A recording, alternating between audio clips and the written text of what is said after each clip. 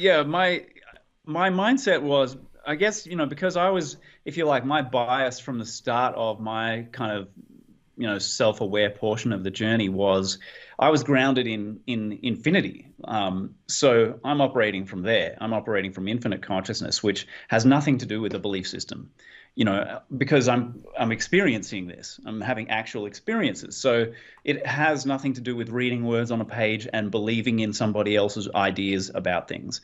And so what I wanted to do with that book was to then approach my, if you like, my gnosis and share that in a way that I could paint a picture for people by examining it from 1,000 different angles. Like I literally tried to approach it from every human angle possible, and very much scientifically, but also, like you said, like if a black magician has something useful to say, I will refer to that. I will cite them. If a rabbi does, or if a fundamentalist Christian has something useful to say, they usually don't, but if they do, I will use it.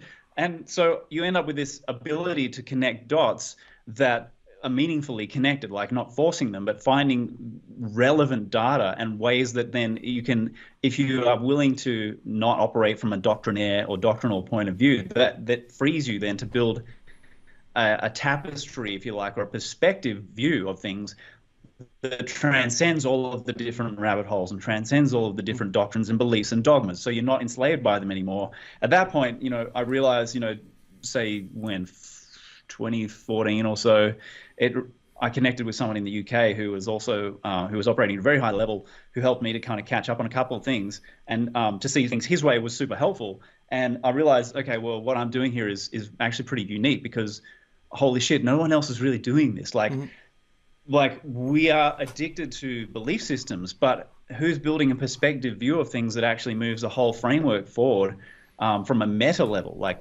very few people. I mean, there's more now. But yeah, I found myself quite alone on that. Mm-hmm. Yeah, I do as well. And maybe we could dig into that a bit. Like I've actually been in like a Christian cult in the past, and I was a devout Christian, and I still, I go to church now and again. I like Christianity in a lot of ways. I also see it as a trap in a lot of ways. Like I see both simultaneously, and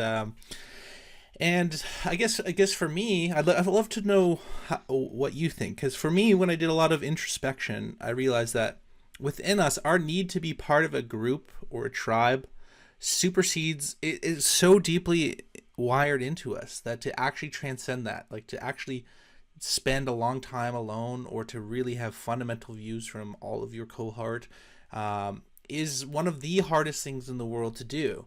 But I think if you actually can transcend that, there's a level of freedom which I think most people don't understand. So, maybe we could speak to that. Why do you think people get locked into these types of dogmas? Even forward-thinking people or people in the spiritualist community, it's very cliquey, right? And then also, for the listeners, what do you think would be, the value of kind of moving beyond that? I mean, the value of moving beyond it is immense because it's freedom. You set yourself free. I mean, I don't know how else to put it. Like the perspective view from outside of all those bubbles is to be able to look back into them and to have the freedom to look into them. And you can be in the world but not of the world. So you're free. Whereas if you are a believer, if you're a hardcore believer and you've picked your one favorite holy book, one favorite religious book, and there are different types like operating on different levels. But, if, for example, the fundamentalist mentality is a very childish mentality. It reads everything at the surface level, everything at face value, and then goes, this is literally the case. This is literally true. And I'm not interested in any other perspectives. And that is called enslaving yourself. And it's a form of self-hypnosis. So once someone's hypnotized themselves, hypnosis is basically like a highly focused state. You're highly focused on one thing. So it's like you're putting the blinkers on yourself and going, this here is reality right here. This is all there is. It's all here. Yeah. I can see everything, And so that's effectively what somebody in that situation is doing. Whereas, if you look at different types of so-called religious material, like if you go to, the Hindu sort of Brahmanic, what have you, the Eastern stuff in general, that's very different. They are actually pointing you in a direction of transcension. So the transcending of all of this belief, because there's an esoteric, and Christianity is encoded with its esoteric side. Yeah. It's just where are people at when they encounter it? Are they at the sort of, the bottom rung of the ladder? Like, are they at kindergarten level and going to interpret it from there, or are they going to go up a few rungs and interpret it more intelligently and esoterically, where they start to see the nonsense aspect of it, like the overt nonsense, but then they can discern the small kernels of esoteric spiritual truth that actually are empowering and which are in there, but surrounded in a sea of rubbish. So, I know I've only answered part of the question there.